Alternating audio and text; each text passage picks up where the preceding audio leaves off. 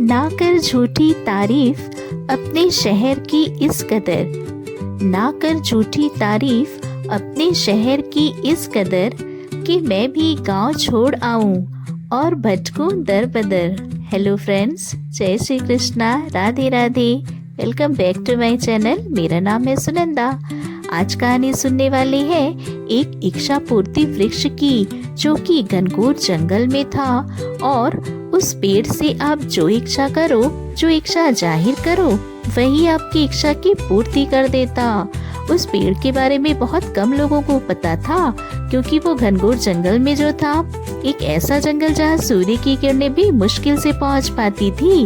एक बार एक कलाकार वहाँ से निकल रहा था, तो उसे उस पेड़ के बारे में कोई अंदाजा नहीं था, और संयोग से वो उसी पेड़ के नीचे विश्राम करने के लिए रुका।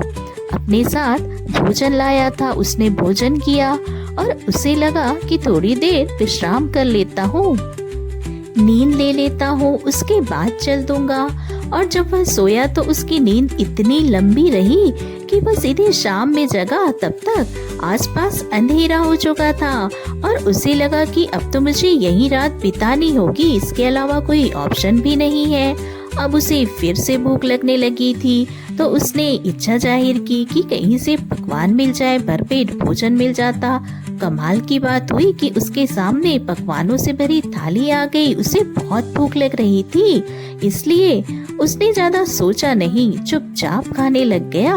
भर पेट उसने भोजन का आनंद लिया। एक से बढ़कर एक पकवान थे।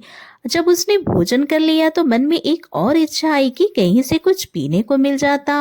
उसके सामने शरबत की 2 बड़े बड़े ग्लास आ गए। वो बहुत खुश हुआ, उसने शरबत भी पी ली। अब उसने सोचा ये सब कहाँ से आ रहा है। उसके मन में एक और इच्छा आई कि अब इतना सब कुछ हो ही रहा है तो एक तकिया भी मिल जाए, सिराने लगा लेता। और कमाल ये हुआ कि उसके सोचते ही एक तकिया भी आ गया। उसने तकिए को अपने सिराने रख लिया और विश्राम करने लगा। बस यह सोचने लगा कि यह सब हुआ कैसे।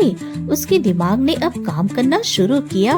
मैंने सिर्फ सोचा और खाना आया, कैसे शरबत आई, कैसे ये तकिया आया, और कैसे कहीं यहाँ पर कोई भूत तो नहीं है। बस उसके मन में एक इच्छा, एक बात आई और सच में वहाँ भूत आ गया।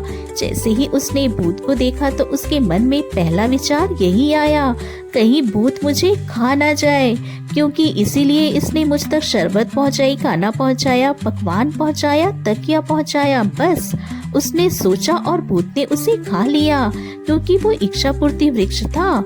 जो सोचो वैसा ही वहाँ पर होने लगता था। यह कहानी उस कलाकार की, उस वृक्ष की, उस जंगल की नहीं, आपकी और हमारी है।